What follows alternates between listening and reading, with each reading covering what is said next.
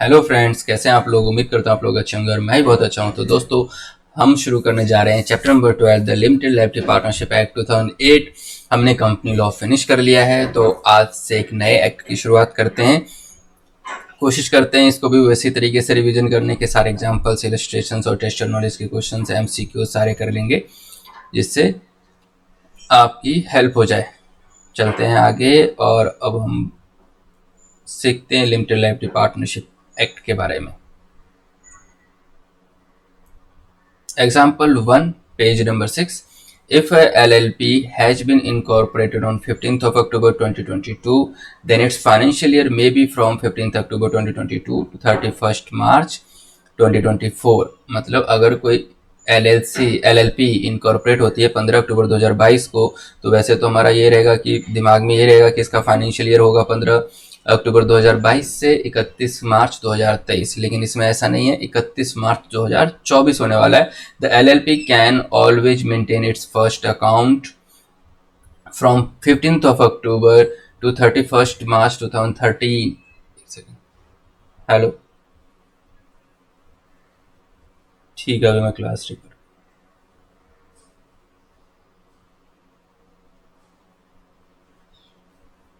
Sorry guys. तो इसमें क्या है कि वो अपना मेंटेन करेंगे। बुक्स ऑफ फर्स्ट अकाउंट जो होगा वो 15 अक्टूबर 2022 से 31 मार्च 2023 का रहेगा। That is for a period of less than 12 month.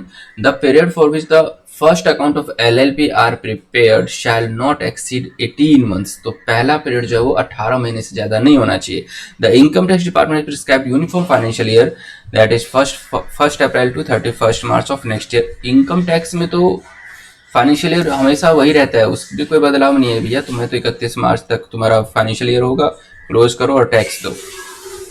ठीक है। In keeping with the income tax law, the financial year for LLP should always be from 1 April to 31 March each year.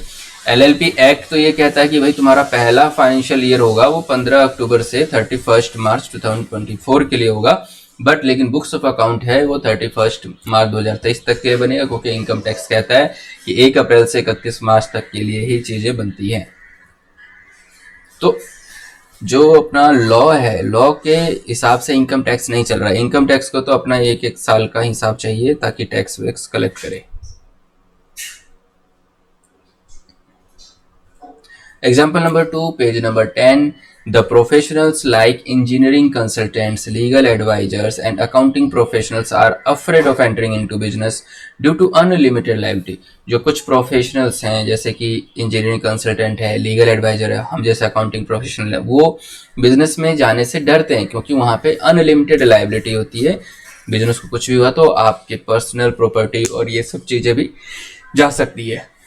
Hence, the LLP Act provides an avenue for these professionals to enter into limited liability partnership firm। तो इसीलिए LLP Act एक आया है जो इन professionals को कहता है कि आप बिजनेस करो लिमिटेड लाइबिलिटी पार्टनरशिप फर्म बना के, जो कि बताता है कि जो लाइबिलिटी है वो रिस्ट्रिक्ट हो जाती है, लाइबिलिटी आपके पर्सनल प्रॉपर्टी तक नहीं पहुंचती है। This has encourage professionals to form LLP। और ये प्रोफेशनल्स को इनकरेज करती है कि भैया LLP बनाओ। अब देखना, CA फॉर्म भी कई LLP होती है, उसमें मल्टीपल प्रोफेशनल्स काम करते हैं कि चलो जी काम करो, तुम भी अपना प्रोफेशनल्स को बताते हैं कि तुम भी LLP बना के बिजनेस करो। ये इनकरेजमेंट के लिए, बढ़ावा देने के लिए।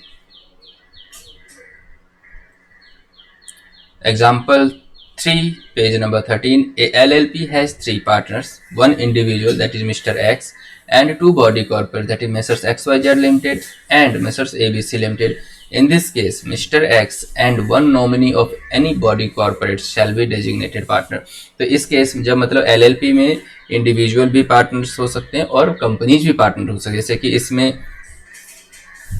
जैसे इसमें LLP में XYZ लिमिटेड भी पार्टनर है और ABC लिमिटेड भी पार्टनर है। तो इसमें डेजिग्नेटेड पार्टनर क्या होगा, तो मिस्टर एक्स, और एक तो मिस्टर एक्स हो गया इंडिविजुअल डेजिग्नेटेड पार्टनर, और लेकिन 2 डेजिग्नेटेड पार्टनर चाहिए। तो one nominee of any body corporate, जो बॉडी कॉर्पोरेट है उसका कोई एक नॉमिनी होगा जो कि वो डेजिग्नेटेड पार्टनर बन जाएगा।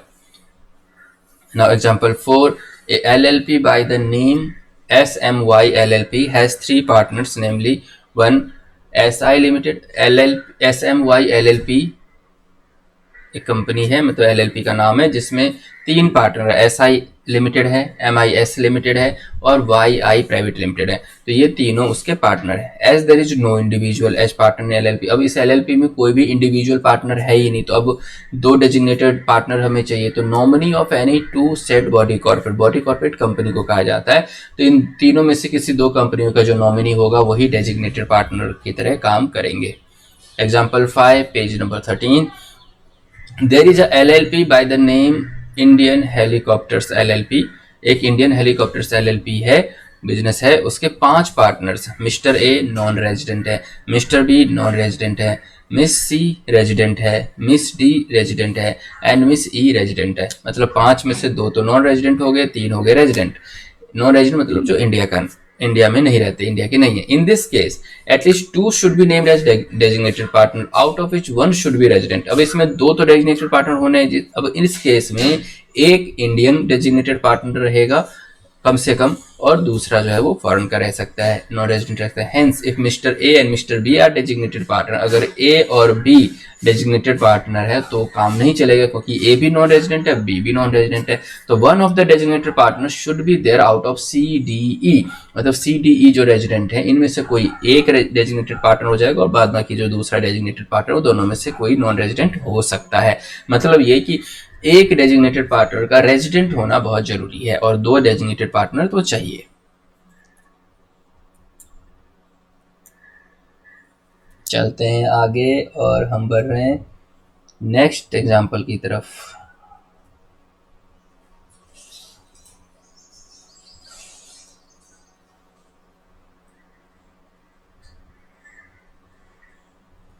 अब हम आगे page number 28, example 6। Suppose the financial year of a LLP closes on 31 March 2022। Financial year LLP की कब क्लोज हुई? 31 मार्च 2022 को। Then the LLP has to file an annual return. तो LLP को एनुअल रिटर्न फाइल करनी है with the registrar latest by 30 May 2022। मतलब registrar को जो एनुअल रिटर्न फाइल करनी है वो कब फाइल करनी है? 30 मई 2022। मतलब जो क्लोजिंग का टाइम है ना उसके 60 दिन के अंदर अंदर, मतलब जब आप LLP को क्लोज करते हो तो उसके 60 दिन 60 डेज के अंदर अंदर आपको एनुअल रिटर्न फाइल करनी है रजिस्ट्रार को। ठीक है, अब आगे बढ़ते हैं।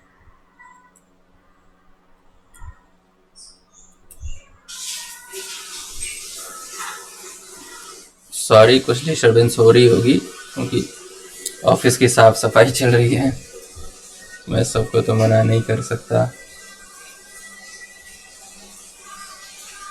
चलते हैं आगे। अब हम आई थिंक इसमें इतने ही एग्जाम्पल्स और ये इलस्ट्रेशंस थे। तो हम अपनी नेक्स्ट वीडियो में इस चैप्टर के जो टेस्ट योर नॉलेज में जो क्वेश्चंस दिए गए हैं वो सब कवर कर लेंगे, MCQ कर लेंगे और इसके क्वेश्चंस भी कवर कर लेंगे। And sorry for the disturbance guys. मिलते हैं नेक्स्ट वीडियो में, तब तक के लिए बाय बाय, टेक केयर।